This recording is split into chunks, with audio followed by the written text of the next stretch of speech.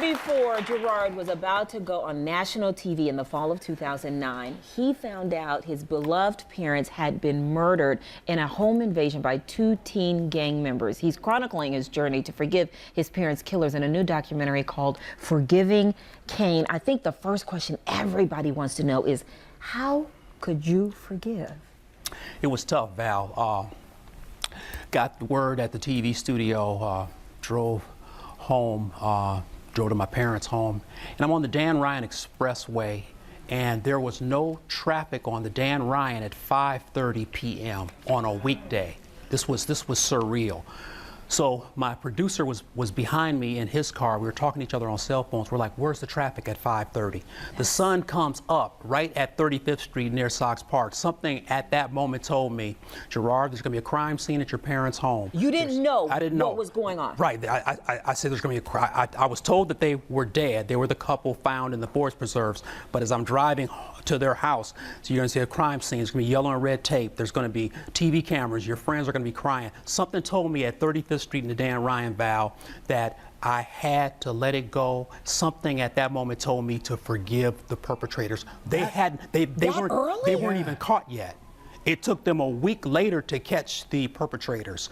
But something told me at that moment, you have to let this go. You have to forgive the perpetrators, because if you don't, it's going to eat you up inside and it's going to destroy you. And so that's what I did. When I get to my parents' home, the vision that I got on 35th Street in Orion was the vision that actually came true. Wow. The cameras were there. I forgave the perpetrators. That day? Yes. On the 35th, before you even got there, yeah. 35th in Orion. 2 days, this is the power of love. 2 days later, the FBI, the Cook County Sheriff's Department, and the Hammond Police Department got 130 tips on who may have killed my parents. Because the whole community, they opened their hearts when they saw I opened my heart. They said somebody had some jewelry the other day that probably didn't belong to them. Somebody was driving the McClendon's green Cadillac. Their Cadillac was in a garage 2 blocks away. It shouldn't be there. They started getting bombarded with tips. They've used the pings. The perpetrators actually used my mother's cell phone. And so once the FBI got the pings, they triangulated and they caught the perpetrators. Wow.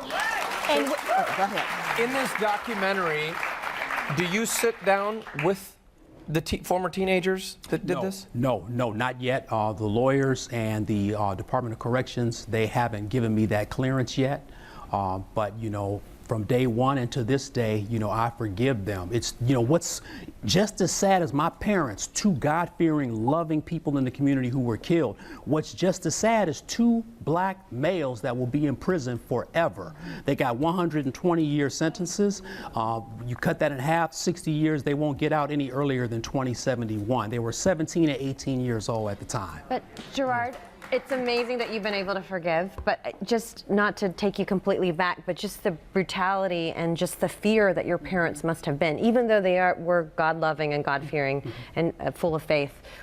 I mean, they must have been in so much fear and pain. How does that affect your ability to forgive? We think that one of them may have known my parents, so it probably was easy to gain entry, you know, but they ransacked the house, took what they wanted. They tied my parents up, left, came back, took the Cadillac, and they killed my parents. You know, it's interesting because my brothers, we talk about how strong my father was. He's a Korean War veteran. You know, my dad used to do push-ups with us on his back, so we knew how strong he was.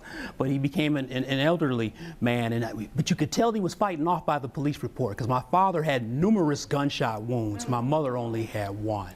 Wow. Now, are your brothers able to forgive the way you have? You know, I've talked with them on several occasions, you know, and I try to defer people to speak with them directly, you know, but you know, their hearts are warm and their hearts are soft, and we're just, you know, trying to spread love to the McClendon family and to other families who have lost loved ones to gun violence. All right, tell us how we can see the documentary. So, Forgiving Cain is in production right now. ForgivingCain.com is the website where we're raising funds for the piece. We will be finishing up production in the winter, and we're looking at a PBS air date for the spring. And we've interviewed 22 families who've lost a loved one to gun violence, and we're looking at their stories, my story, my brother's stories, and we're looking at solutions for curtailing gun violence. Wow, that's going to be powerful. We're going to support that.